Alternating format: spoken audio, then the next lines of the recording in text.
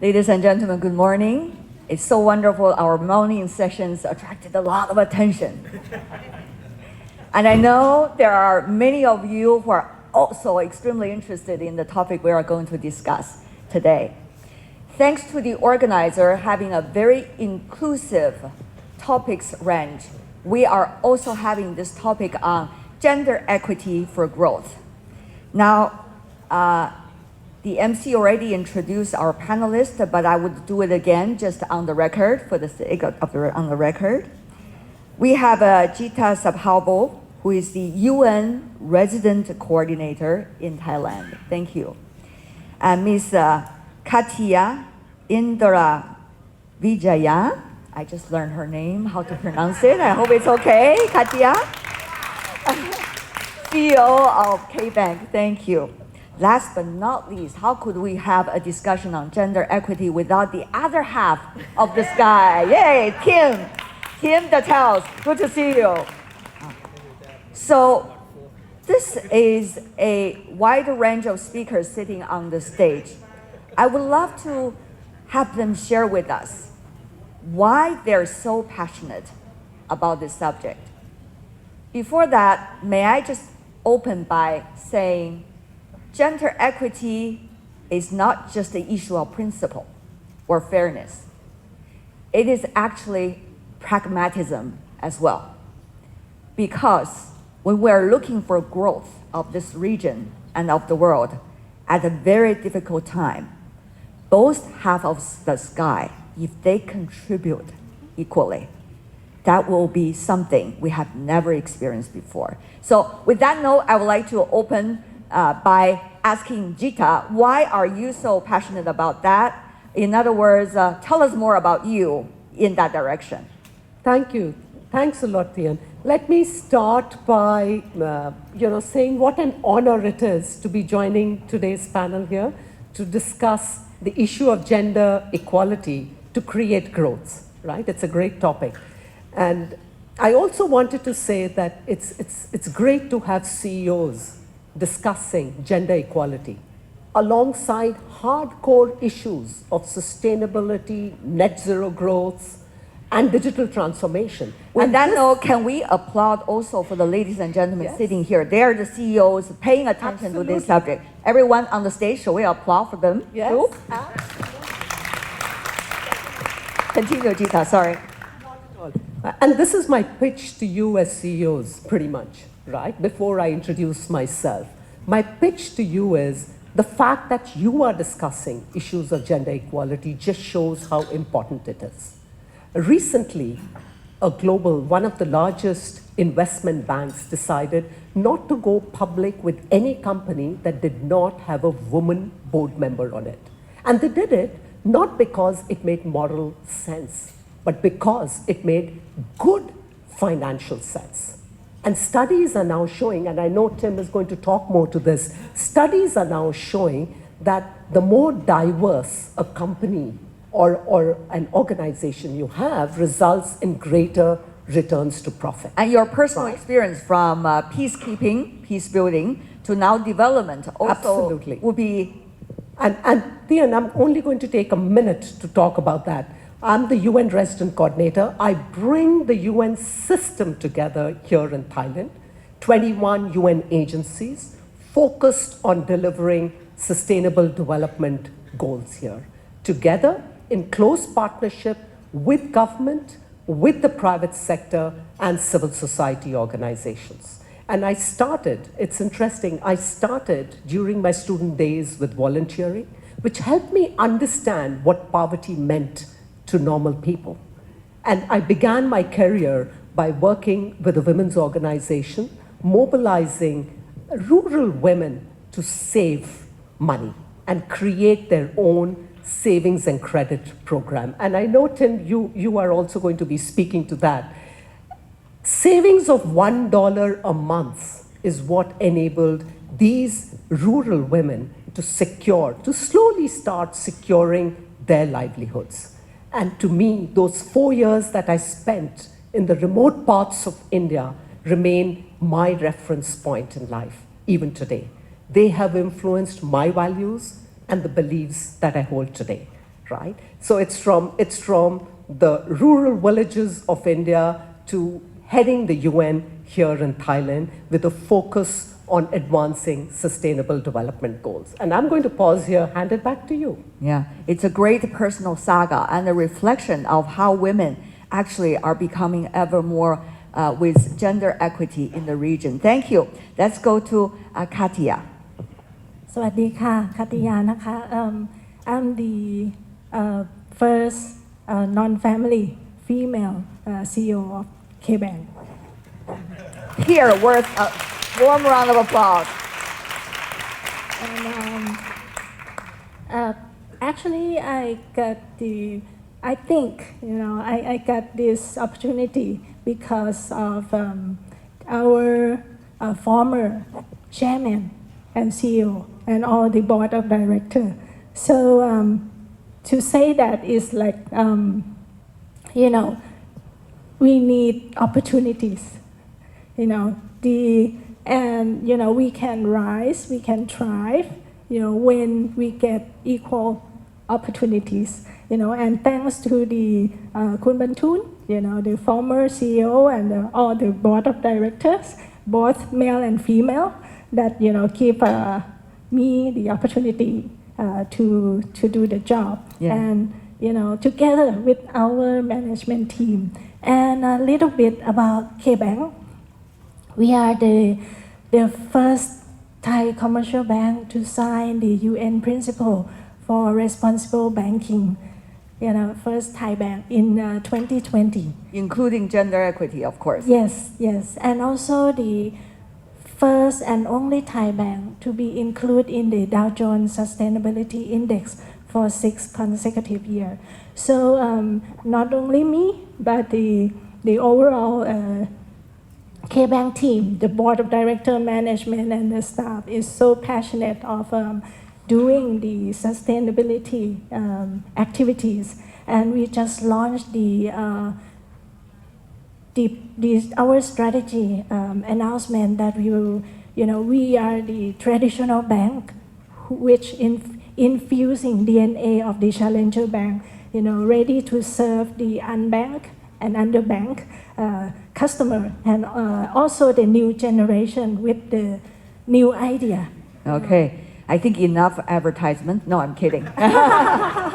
The reason she's mentioning that is because in those index, there's a lot of issues related to the gender equity we are talking about today. Yes. Thank you for giving us this example in the Thai business. Thank you. Let's go to you, Tim. Here's our gentleman volunteer. Thank you. I'll just say one or two things quickly. I spent the last 30 years of my life, first at Goldman Sachs running investment banking in Asia, and then at TPG Capital as an investor in the region. And so I've largely spent my career in the emerging markets.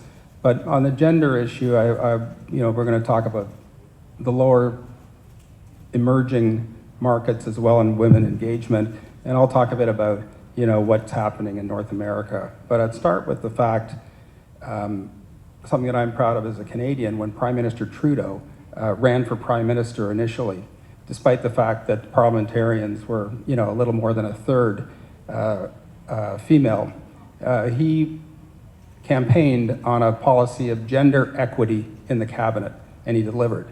That single thing absolutely changed gender in Canada, and it's trickled down through all aspects of society, from athletes to spending to corporation boards, and it's made a huge difference. And when I was watching the parade of executives and leaders from governments yesterday, it was like a male fashion show. So you have to ask yourself the question as well, whether if there were more women leaders in government at the highest level, maybe we wouldn't have the conflict we see in the world today. That is a very strong And I believe argument. That is a very strong argument. But we have to back the arguments with reasons and logic. So may I ask you a question, because that debate has been going on for some years already in the world, including in this region, about quota versus quality. Whether quote unquote, women are in the powerful position only because the quota? And will that lead to a better growth of both genders, including women? Of course, genders, there are also many other issues involved, but I think today, with the biggest population, we focus on men and women. So whether that is an interesting question to debate on this stage. Tim, you raised it up. I want to follow up with Kattiya, for example. When I got the topic, today's topic is gender equity. It's not equality. Gender equity to drive growth. So I do some research. I did some research, and at the very beginning, the meaning of these two words is kind of interchangeable. But when you look at dig deeper in the word gender equity, is more beyond that. The equity is about the realizing that not everyone has an equal background or initial cost. So if we want to same result, we have to put more resources and more opportunity to that.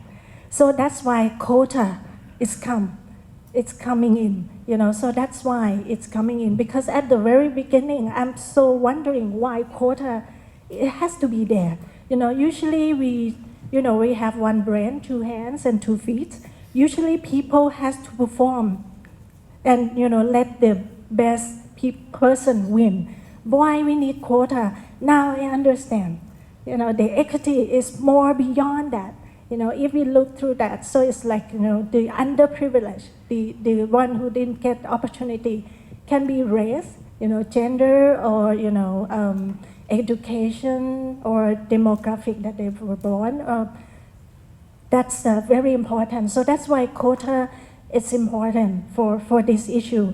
And because of this, when we talk about growth, it's not only the economy growth.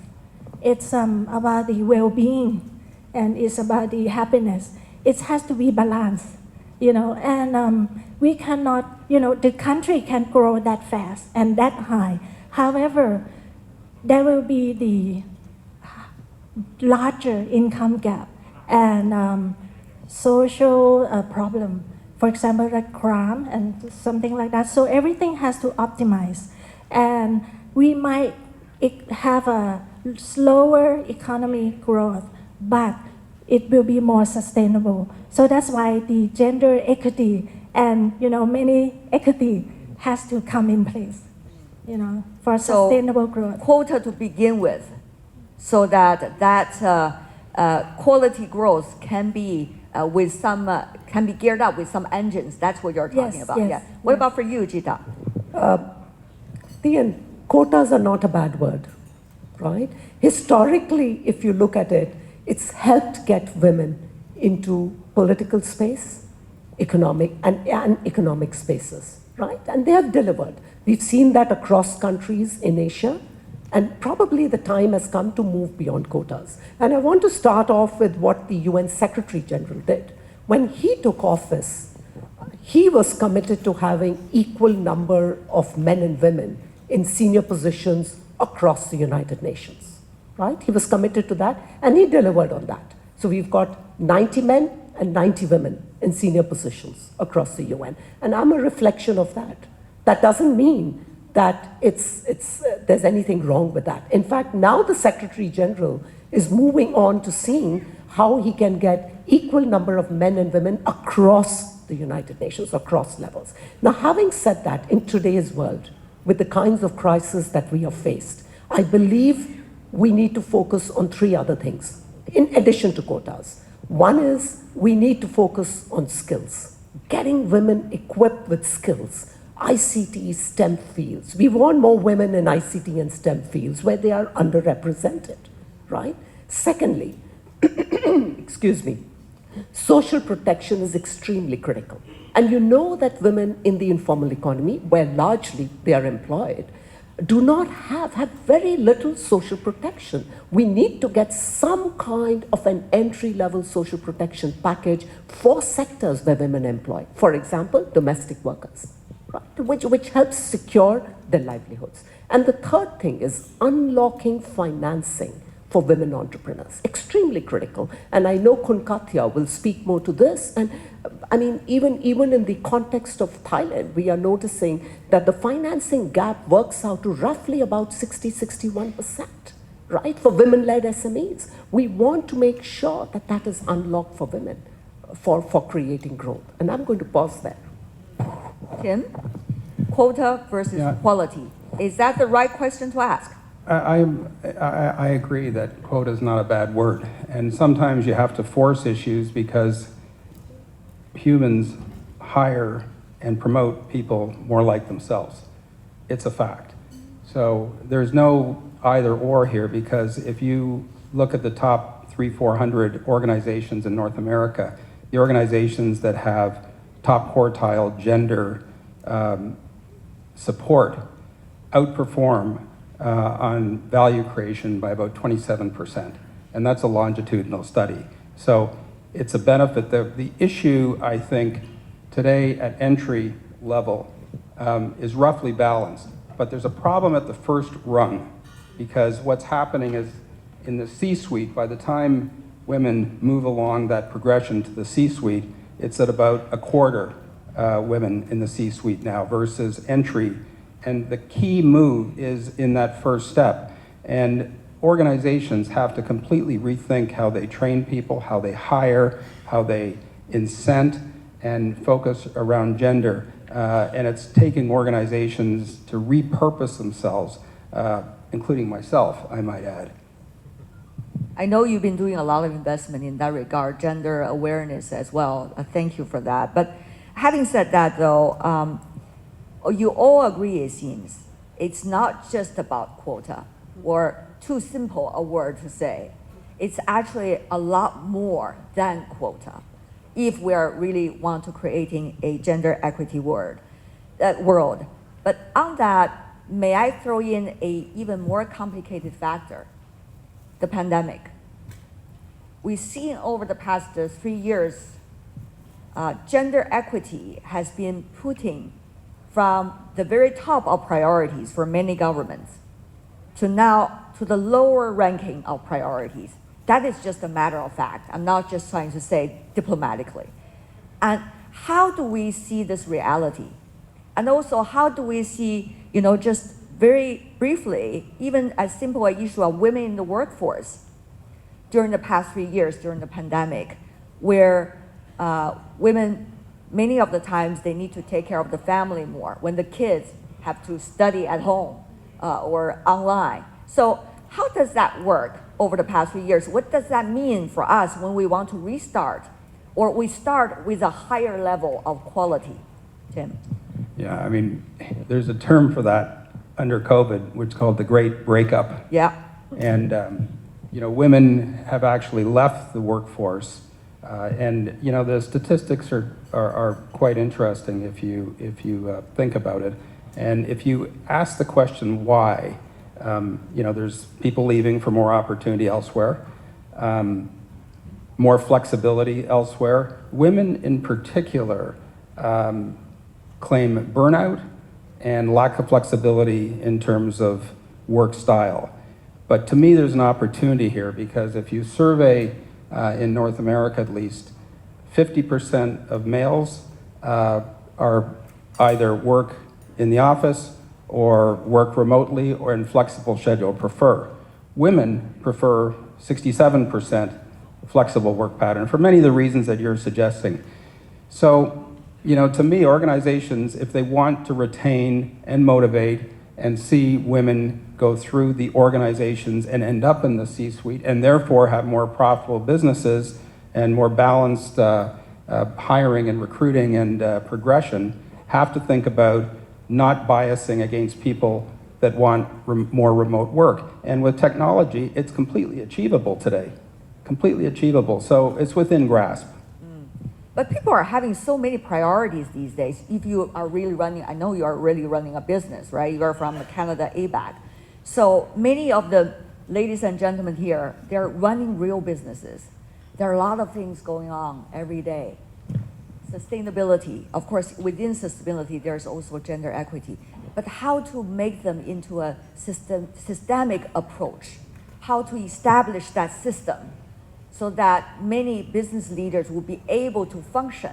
That is really the key here, right? So on that, I want to go to Gita to give us the answer, which we still do not have the answer yet. Thanks, Thian. I'm going to build off what Tim said and take that argument a little further, right? In today's world, right, especially in middle-income country contexts, the challenges that women face look very, very different from the previous generations, right? Which means that we need to bring to bear, especially in a post-COVID kind of a context, we need to bring to bear new thinking. We need to bring to bear innovation in addressing some of these challenges. And to me, there are two in particular that I want to highlight. The first is the structural barriers that women are facing, and specifically in a post-COVID context. Look at the labor force. Exactly what Tim said. We're seeing a declining work participation rate for women, right? And the gap is widening between men and women. That means fewer number of women to men that are working. In the context of Thailand, if I'm not mistaken, it's 59% of women that are working versus 75% of men in the labor market, right?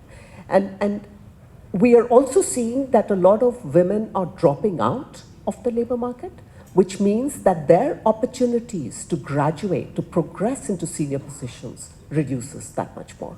And that's a structural barrier. And COVID has made it much, much tougher for women, right? The second thing linked to the labor market is informality that I mentioned, right?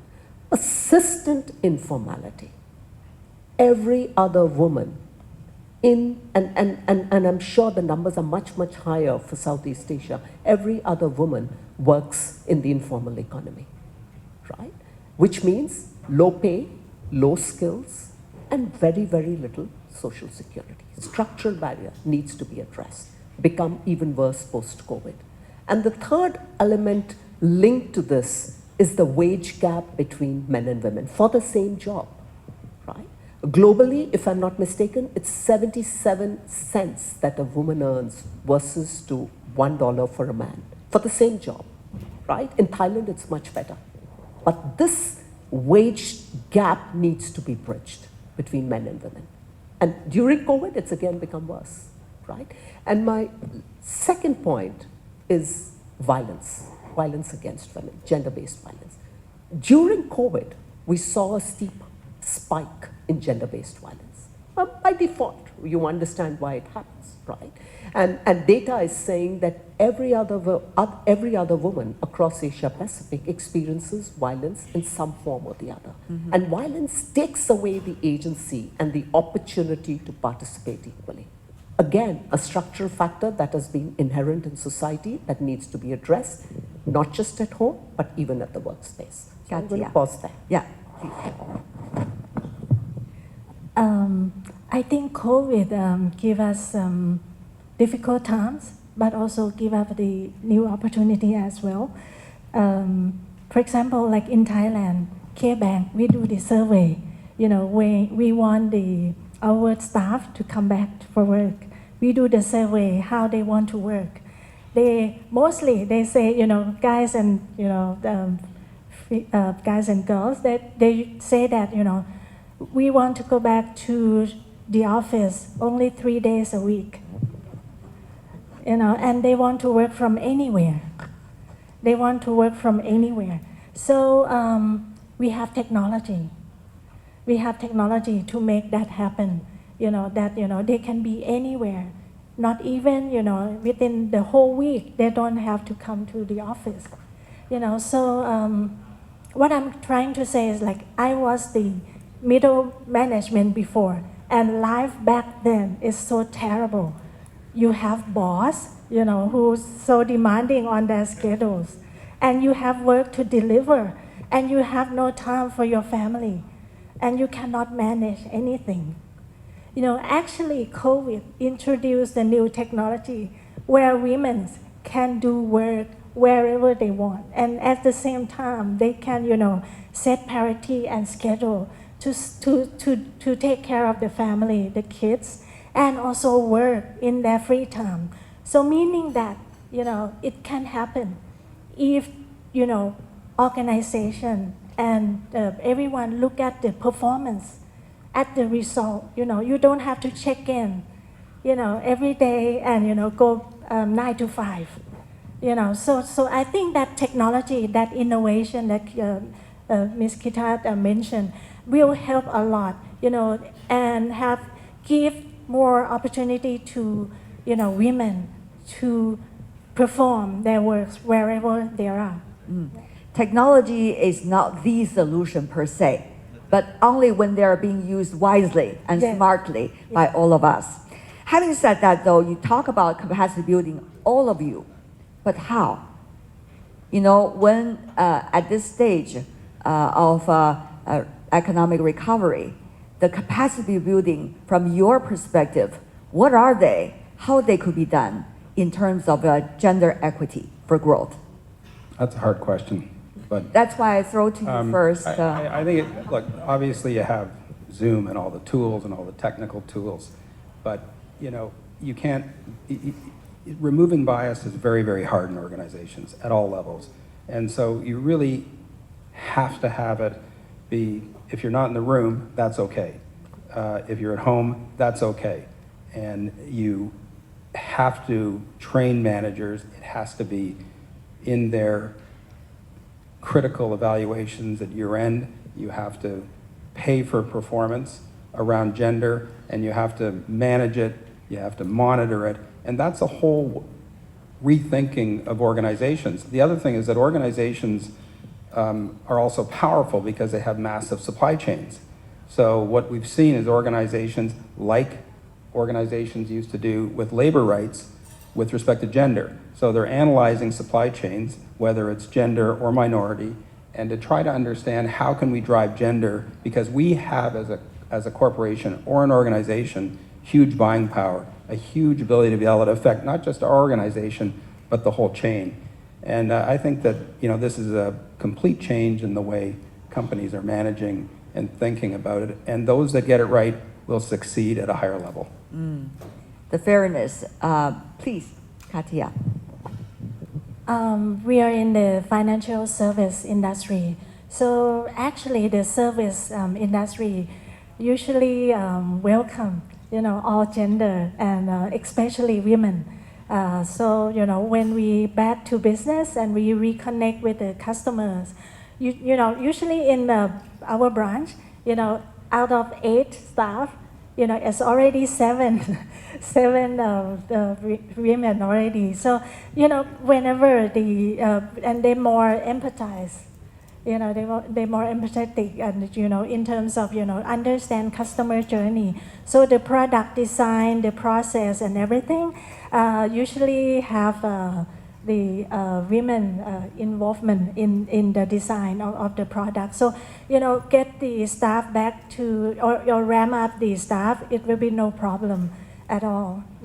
What about capacity building? You talk about that in your earlier remarks, for example, of your staff, and also the capacity of women, for example, in the industry, in the business world, and in Southeast Asia, in our parts of the world, Asia Pacific. When you see it from a businesswoman's perspective, the capacity building, how would that happen? What do you see are the priorities and how they can be done from example maybe of your business or of other businesses that you got to know? I think we need to, because we talk we try to generalize the industry. So I think the skill that we need to develop and have the opportunity for all the women, and actually it's all gender, LGBTQ plus. They should have the same equal opportunity. Since the very beginning, from the the young child, that get the same equal education, trainings, and all kinds of developments and job opportunities. Okay, Gita. Thanks, Tian. I'm going to speak at it. I'm going to come at this question from the SDG lens, the Sustainable Development Goals. I could even throw in some specific examples. For example, the rate of access to electronic devices in developing economies and developed economies are different. When you talk about technology, there has to be ways to use the technology. And there are also a lot of differences in education as well, to start with, when we come to gender equity. We are in the beautiful country of Thailand. We are in Asia Pacific. There's a diversity of cultures in this region.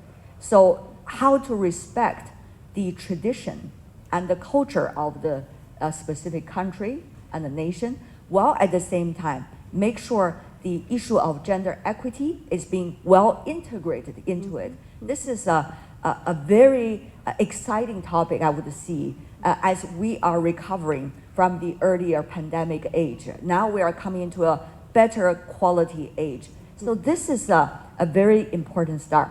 And therefore, I throw it to you, Gita, on that question, please. Thanks. Thanks, Tian, and thanks for adding that context to the question. I want to look at capacity building. It's important. It's very important for the United Nations, right? And when I say it's important, it looks different in each country context, depending on the country, and that's where the cultural context comes in, right? In the context of Thailand, the areas that we are prioritizing for capacity building are, as I said, STEM and ICT industry. We are also looking at sectors of beauty, services, poultry, and farming, because those are the sectors where women are largely employed, right? What does capacity building look like under this? We are focusing on critical soft skills, hard skills, and data analytics. And this is specifically for the ICT and STEM. Once we've trained about 2,000 women in these skill sets over the past year, the courses have been accredited and have been institutionalized as part of the Vocational and Educational Training Center here.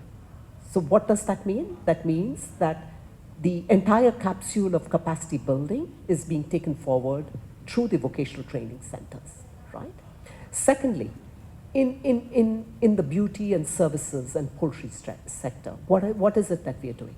We are focusing on getting women online, enhancing the online presence, to have access to greater market information, which is extremely critical, and also helping address the accessing financial services, right? Extremely critical.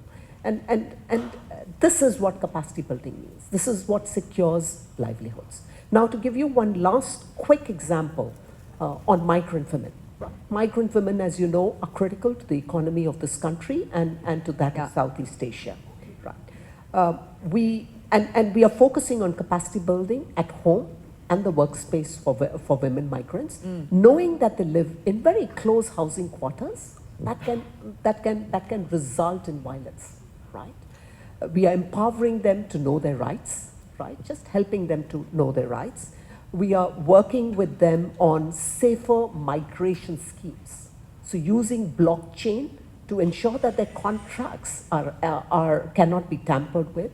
The payments are made electronically, right? A simple way of doing this. And thirdly, helping them to understand access services and even access grievance mechanisms that become important. So that's the kind of capacity building that we are doing at the grassroots. Crucial.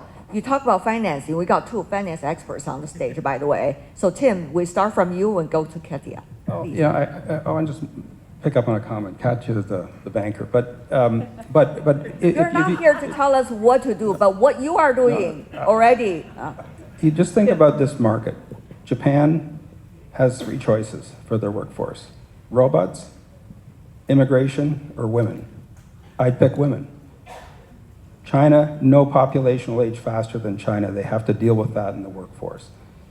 On the finance side, it's inclusion in the emerging markets, because it's a massive opportunity for enhancing GDP. And one of the things that I've had the pleasure of working on in Indonesia is the banking sector. We worked with a bank called BTPN. And one of the brilliant things they did, it's the largest Muslim population in the world, is that they created branches where only women could enter.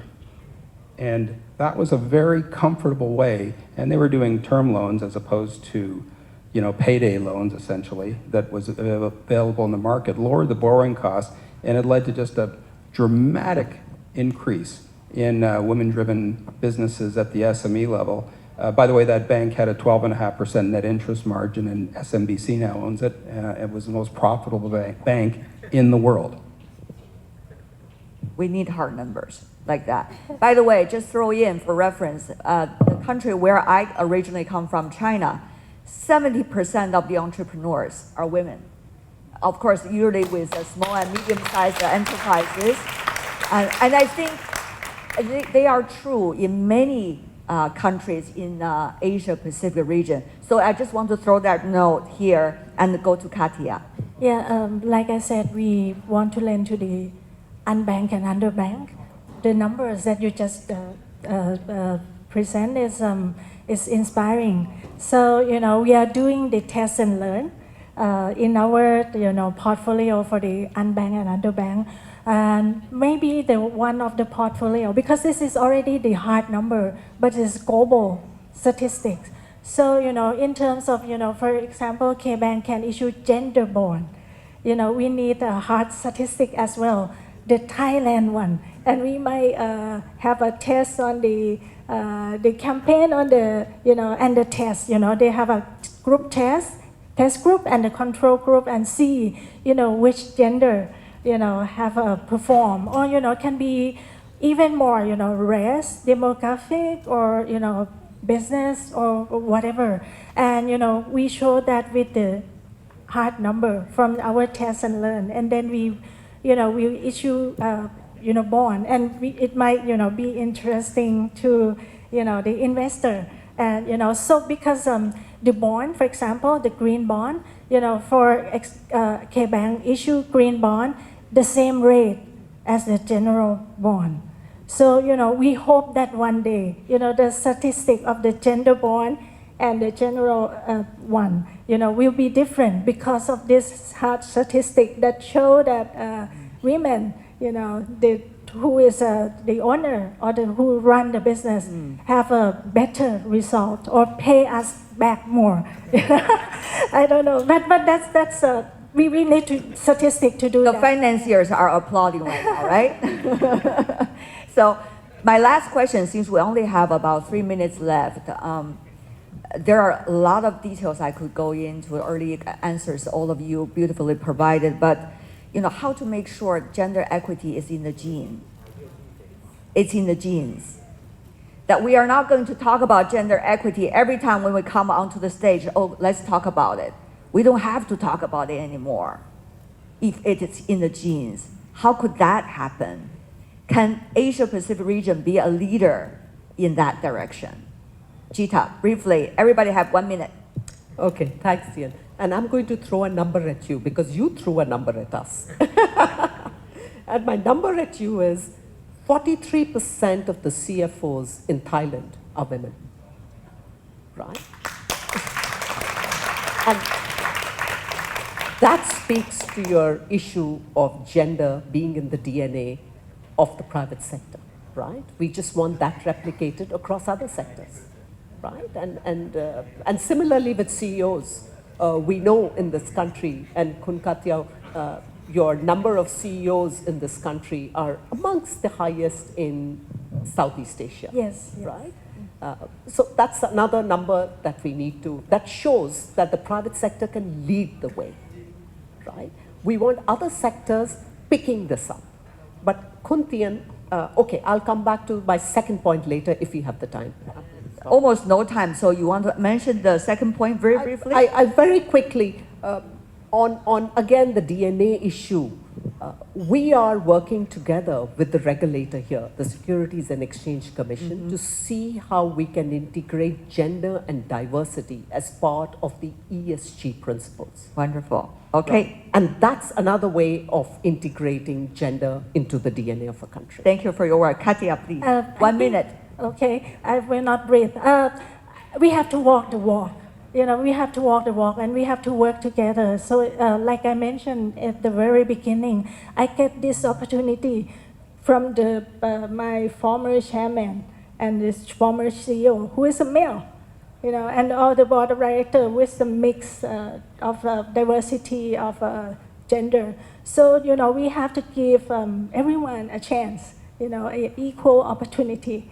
And, just to be scientific, the measurements, the plan, the execution, the relentless, execution through, the governments, the transition of the government, because the result cannot yield within one government period. So it's mainly the awareness plus systemic building in the governance, both for the governments and also for businesses as well. Thank you. Tim? Well, I'll be quick.